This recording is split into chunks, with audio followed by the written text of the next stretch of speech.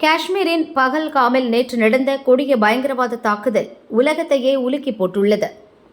Baisaran tourist ஸ்பாட்டில் வைத்து சுற்றுலா பயணிகளை குருவி சுடுவது போல் பயங்கரவாதிகள் சுட்டுக் கொலை செய்தனர்.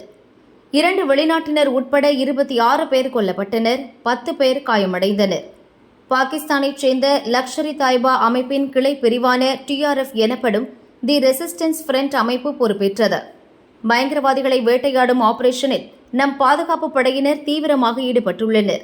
காஷ்மீர் தாக்குதலை America, Russia, New Zealand, Israel, Saudi, Ukraine உட்பட பல நாடுகளைச் சேர்ந்த தலைவர்கள் கண்டித்துள்ளனர். அமெரிக்க அதிபர் டிரம்ப் கண்டனம் தெரிவித்ததோடு நம் பிரதமர் மோடிக்கு போன் போட்டும் பேசினார். அப்போது கொல்லப்பட்டவர்களின் குடும்பத்தினருக்கு இரங்கல் தெரிவித்ததோடு இந்த சம்பவத்தில் நீதியை நிலைநாட்ட இந்தியாவுடன் அமெரிக்கா பக்கபலமாக நிற்கும் என்றும் உறுதியளித்தார்.